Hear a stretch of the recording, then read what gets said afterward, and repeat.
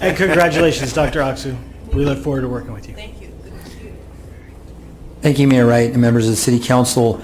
There's been a lot of activity locally as well as at the state level regarding housing, and so our Community Development Director, Forrest Ebbs, is providing an update to you all, and will be available to answer questions and receive any input you may have regarding housing issues. Thank you. So this evening I want to speak to you about sort of two major topics. The first is the CASA Compact. And the second is just sort of ongoing state legislation, try to give you a bit of an overview of what's happening up there. I'll start with CASA Compact. There's a lot of information and some misinformation floating around about what this CASA Compact is. So I took the time to dive into it and really get a handle on it. It's in your report. But essentially the CASA Compact, it started with a task force of elected officials, developers, and civic leaders. Got together. They were convened by ABAG and MTC. They were put together, this team, in 2017, and the goal was to establish a policy framework to address the regional housing shortage. So it's no secret to anybody. We see this a lot in the news. San Francisco Bay Area has a real housing problem. This committee moved forward. They formed a technical committee. They formed a steering committee. They engaged UC Berkeley experts to provide them with some data from which they could start making some policy decisions. And working together, this group ultimately formed three principal outcomes. They call them the 3 Ps. First is increasing production of housing at all levels of affordability. The second is preserving existing affordable housing. And the third is protecting vulnerable households from housing instability. From those concepts, those 3 Ps, they created about 30 action ideas. Those action ideas went through a technical committee, they went through the steering committee, and ultimately they went to the 3 co-chairs who developed what is the CASA Compact.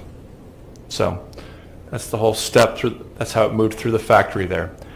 Well, what is the CASA Compact? You have a copy of it in here. It is a non-binding policy document put together by this group convened to do just that. It points out in good detail a lot of the issues surrounding the housing crisis. It also recognizes that when you increase housing production, you also have the potential to displace some sensitive communities, people who are already in place. As rents go up with new construction, people are unable to afford anything at the lowest income levels. There are some good ideas, there's some good concepts. I think we can all philosophically agree on it. When you look at it in close detail, I think Antioch may not be the target audience for all of these concepts. Antioch, as we know, is not the same as the inner Bay Area cities. We certainly are not San Francisco when it comes to housing and scarcity. And the tone here really reflects the people who made up that CASA committee. They're primarily inner Bay Area folks. There weren't any representatives from Contra Costa County in the process at all. Certainly not from the governmental sector. So it represents a very distinct viewpoint. I think their intentions are great. I think their cause is great. But when you read this, if it doesn't seem like it's a perfect one-size-fits-all, it's because it's not. There is no such thing. Bay Area is extremely diverse from one side to the other. So when you flip through here, and I won't go through all of these, but you'll see a lot of these talk about higher density for residential development. A constant theme we're going to see in the CASA Compact and also in some of the bills before the state is this: they're really trying to zero in on certain situations, and they use high quality transit frequently. Well, high quality transit means the bus comes by every 15 minutes. We don't have anywhere near that level of service here in Antioch. So all of these conditions that apply when you have high level of transit don't apply to us because we can't provide that. Now in San Francisco, you can stand at a bus stop and every 15 minutes a new bus is going to come along. Same thing in Oakland, some other cities. But the CASA Compact talked about that and increasing high density. There's a consistent theme here. It's also adjacency to transit stations. And most people think that Antioch has one transit station. We have two. There's the BART station, the Amtrak station. The Amtrak station here falls under the definition of transit. So when they say anything within a quarter of a mile, think of both stations as potentially being affected. So all this to say, the CASA Compact is a good place to look for ideas and look for this perspective, but it doesn't have any meaningful effect on how we move forward. It doesn't. I think it's always good to stay in tune, in touch with these things, but I would encourage you to look closely and read through the whole compact, and you'll walk away with, okay, some of these ideas are great and applicable here, and others just don't seem to be a good fit, and that's really what it is. So it's a good segue, because what happened to the CASA Compact? Well, MTC, I think they endorsed it. They didn't adopt it. They didn't do it. They endorsed it and sort of sat there. But all the concepts that were in there have moved up the Sacramento River, and they've found their way into new housing bills. So now I'm going to transition over into the housing bills. But before I do that, I want to stop and take any questions on the CASA Compact. Are there any hot questions? We can always circle back. So I say state housing bills. Right now, the League of California Cities, they've identified 48 bills that address housing and community development issues. And I've included in your packet here as attachment A summary of these. Actually, A is your bills of concern. B is all of these bills. These bills address everything from accessory dwelling units to renter protections. There are provisions being debated about prohibiting a landlord from inquiring about criminal backgrounds from prospective tenants. So anything that touches housing, there's about 48 of them. 7 of these are identified as housing bills of concern. And, depending on the bill, they have different purposes, but a lot of them focus around this perceived need to increase housing around train stations, around transit stations, around high-quality bus terminals, and there's a perception that communities that have these assets are not adequately using them, and if anything, they may be even hostile to them. The big bills that we're talking about here, and what you might see in the news, the LA Times actually caught this just this evening, wrote a big article calling and looking at SB 50, which is by Scott Wiener, and how it relates to the city of Palo Alto. Palo Alto is a city that has the city council has approved housing projects that the community has referended and defeated in recent years. So all of these bills really seem to be focused right at that community because everything that they talk about applies there. So LA Times is talking about Palo Alto as it relates to SB 50. So this is starting to get some traction. There's a lot of discussion out there. Another theme that you see in a lot of these bills is the notion that you should waive fees for certain projects, waive development impact fees. And that's troubling because when we fund an improvement project, let's say a roadway, we anticipate that everyone's going to pay into it. If someone does not pay into it, that means that road doesn't get built to completion, or that money comes from somewhere else. We cannot recalibrate the numbers and make everyone else pay more. We were taught that through the Mitigation Fee Act recently. So it's a bit of a conundrum. If you waive fees, well, the problem just doesn't disappear. We don't use fees as a punitive solution. They're not there to punish people. They're there to pay for legitimate expenses that project will incur. So that's a bit of a conundrum that they're facing. Parking is a consistent theme in a lot of these too. We need to waive parking requirements. We have a 394 unit affordable housing project moving forward in Antioch. It's the biggest one we've ever seen.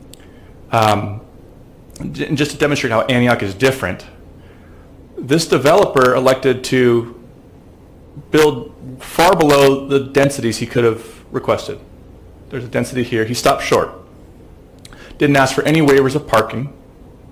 And is building it for all intents and purposes just like a market rate apartment complex. And the reason being is the way the system works is there's money to help you build it but not to operate it. And if you build an inferior affordable housing project and you have to operate it, you have to think about that. If you built 394 apartments out on East 18th Street and didn't provide parking, what kind of a project are you going to have? What kind of tenants are you going to have? It doesn't work in Antioch to waive all the parking. I mean, we were arguably obliged to give them that if they asked for it, but they knew better than to ask because they knew they couldn't run a project without parking. You need to have parking to live out there and live in this world. Maybe again in downtown San Francisco or Oakland, you could get by on mass transit. You just can't here. So a lot of the talk about waiving parking doesn't really stick here. These are incentives that they can take advantage of, but again, they don't seem to want to do that here. I'll go through 4 bills that are probably the most prominent, and then I'll talk about next steps. AB 1279, again, in this case, they use high resource area. It's another one of those definitions where they push all these things together. In this case, HCD would establish those criteria, would create the list of high resource areas. Areas that have high opportunity and low residential density that are not currently experiencing gentrification and displacement. What that means is low density areas that are not experiencing gentrification, meaning they have not had a marked increase in the household income from one occupant to the next. That can happen at anywhere in the economic spectrum. It's just static is what they're saying. In those cases, again, you could have a project potentially 100 units and a height of 55 feet allowed by right. So communities would not have the ability to say no to a project like that. But it has to meet all those criteria first. As I mentioned before, we don't meet a lot of those criteria, so we probably wouldn't see something materialize here. AB 1763 by Chu is another one of these density bonuses. What they're saying is if you're within half mile of major transit stop or a high quality transit corridor, again, which we don't have, you could ask for and expect to receive, you'd be entitled to a density bonus of up to 80%. What that means is if our density is 20 units per acre, you could fold that up to 36 units per acre by right and expect to do that, nearly doubling it. Cities wouldn't be able to say no. That would have to be for a low income project, and as I mentioned, these apply to these specific areas meeting these criteria that we don't often meet. We might hit that around the Hillcrest Station area, and someone could come in and expect to build above and beyond what we're anticipating. We'll see which of these flesh out and how we meet those, but that would be the only instance where I could actually see this materializing. Our densities in the Hillcrest area are very high relative to the rest of Antioch, so we've anticipated this, I guess. SB 4, McGuire and Beal. This really focuses on it creates a definition of an eligible TOD project. TOD means transit-oriented development. Again, tying these back to these transit stations. This has a long list. I got as far as A through L. And you have to meet all these criteria before you can ask for the favor. So there's a test before you can even go for that carrot. And this test addresses everything from your adjacency to transit stations. There's a limit to how much you can ask in terms of an increase. You have to have skilled and trained workforces. You need to use prevailing wages. So there's a long list. In order for a developer to come in and demand the special treatment, they have to first hit all these. The final one I'll go over is SB 50. And this is the big one. That's the one the LA Times was writing about. It's unique because it introduces criteria we don't see anywhere else. It actually defines, in terms of creating a qualifying project, adjacency to transit, we've heard that, in a jobs-rich area. So these are those communities that have all the jobs and don't want to build houses for them. Has high-quality schools. So it'll be interesting to see how that's ultimately defined and what that means, because that seems like it's lending itself up to debate. And has an affordable housing component. So again, arguably targeting these more affluent communities that have been resistant to even their fair share of growth. They don't need it, they don't want it, they won't stand for it, they'll referend it. So a lot of these things are really going to have a major impact. That's the ground zero for these types of bills. Antioch may, in isolated cases, feel some of these ramifications of it, but again, wasn't focused at Antioch. We are doing our fair share. We're not the bad actors in this discussion. The next steps, I'm involved with the League of California Cities and their Housing, Community, and Economic Development Policy Committee. The League is taking a pretty strong approach to this. They're working with legislators. it remains to be seen whether they'll be successful. There's a lot of momentum with these. There's, one political party controls all of it right now. So there's the room for debate and compromise isn't quite as it's been in the past. The league's primary objections are I called it the multiple layers of well-intentioned but overlapping and conflicting bills. There's everything out there. This is the kitchen sink of law here. There's so many things thrown out there. If these are all approved, you're going to be touching the same thing on 12 different bills, and you go, which one prevails? It's a bit of a mess. As an administrator, I'll say it's a bit of a mess. Whether we agree with the policies or not, I think they're all very good things to strive for, but the way it's being put together, I can't imagine trying to implement all these bills if they're all adopted. I have no idea what that would even look like. Because each is almost its own chapter in a zoning code. They put a lot of burden on local agencies. Like I just said, I'm going to have to figure out how to make this work. We'll learn as we go. But the broader issue is, the state is taking a very prominent role in what has traditionally been local zoning. So when you say the cities may no longer, look at these things that are all allowed by right, that's a one-size-fits-all solution for a problem that may be isolated to a few communities. So there's a broader principle there. If it's this now, what is it next? And at what point do local city councils and planning commissions lose the ability to say yes or no to other things? So there's a broader principle at stake there. Locally, the Public Managers Association of Contra Costa County, they've been meeting and discussing this. There's a draft letter that they've put together. This will be presented to the City Council at an upcoming date for your consideration. Other cities are signing on to it. You certainly have the choice to do that, and we're going to be working to get that before you pretty soon for your consideration. So with that, I'm going to conclude my report and take any questions you might have. Questions or comments? I have a question. Councilmember Thorpe. So as they're considering all these different bills and you're having discussions with the league, are they also in these discussions talking about, or do some of these legislative proposals deal with like services that we're then obligated to provide, like police services, or obviously one of the biggest contentions we have with the county Board of Supervisors is with Confire and services, and so we go through things, and they think that we're not doing our part, and we think that they're not doing their part, whatever it may be. But is the state, who's burdening us with all this, what is their take on services? They're not really spending much time on that. There's a couple of bills that talk about waiving development impact fees. But beyond that, there's a broader discussion out there of what is really slowing and preventing us from meeting our housing goals, I say as a region. And you're right, there is that NIMBYism that is affecting it to a degree. I would argue it's a very small reason. I talk to developers all the time, everything from financing laws. You can't get a home loan like you used to.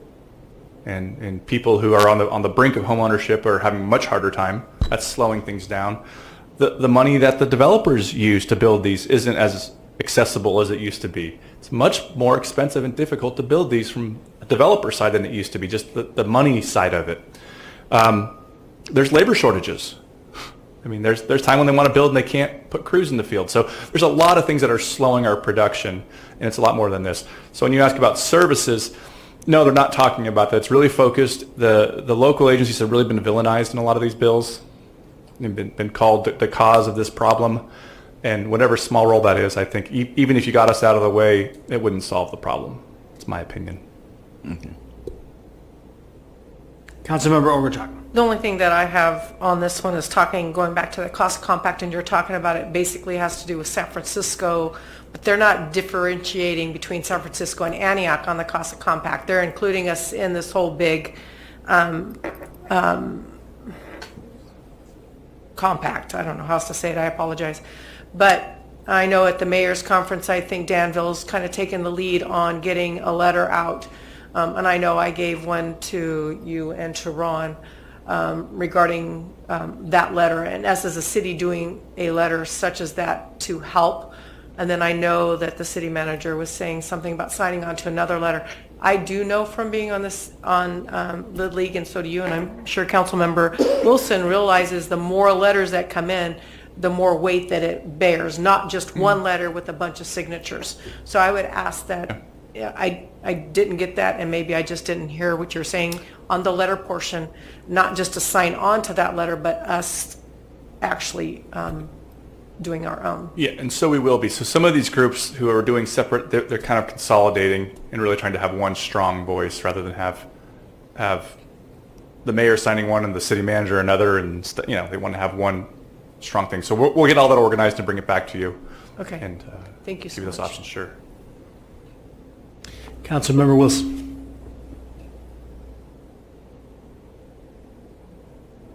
You stuck your finger out. This CASA Compact. I get what the governor was trying to do, but a lot of times they think of the bigger cities. They don't think of cities like Antioch and East County. And for many, many years, as we all can attest to it, East County or Contra Costa County has become the residence hall of the college or university that we call the Bay Area, with San Jose being administration building and San Francisco being Department of Student Activities. And now here we are, it's an opportunity for us to sit and go, okay, San Francisco, you need to house your own people, or you need to help us bring these jobs out to us. I'm just making this more of a comment than a question, because that's what the reality of it is. And definitely these letters are gonna help, but we need to, we as a community really need to speak up and say, okay, we get this housing element that's needed, but what happens, it gets pushed on us. And I think in regards to what Councilmember Thorpe was saying in regards to services, we've seen the migration of homes and people come this way, but there hasn't been the migration of services that the county's not helping us with, that the state's not helping us with, the federal government's not helping us with. So as you can see how I feel about the CASA Compact, this is just definitely an opportunity to say something and speak up and let them know, hey, you're proposing all this housing. It's going to it's going to fall back to us again, and we need to fight back on this. Yeah. Just making a comment more or less than. When you mentioned the jobs, there are actually cities in the Silicon Valley now who are pushing back on jobs. I mean, 5 years ago, you would have been ridiculed for suggesting that. They were all clawing to get all these jobs. They got them.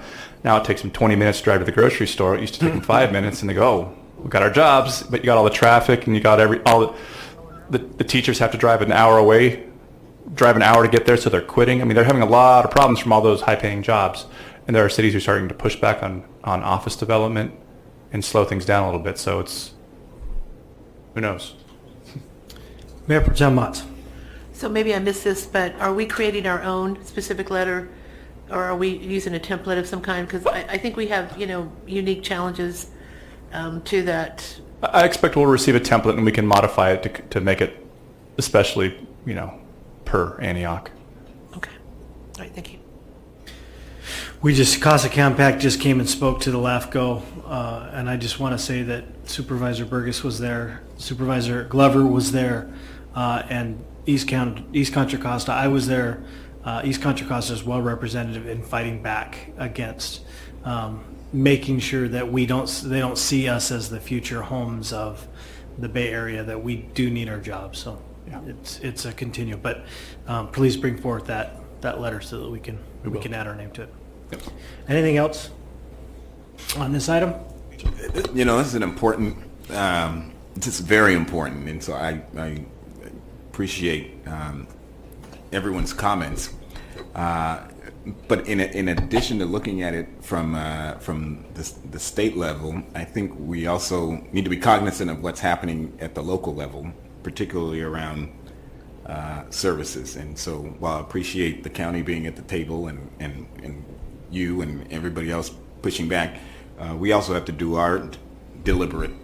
We also have to be deliberate about pushing back on the county and what their expectations of us are as these mandates come down, and that they have a responsibility. And I hope people like Karen Mitchoff are hearing me loud and clear that the services that they want us to then subsidize have to either we have to work together, or we have to fight back and to ensure that they're meeting their obligation as well, not just at the policy level at the state, but at the county level as well. Thank you. Thank you. If there's nothing else, we'll move on to item number 8. Resolution to form a senior ad hoc committee. Turn it over to City Manager Ron Bernal.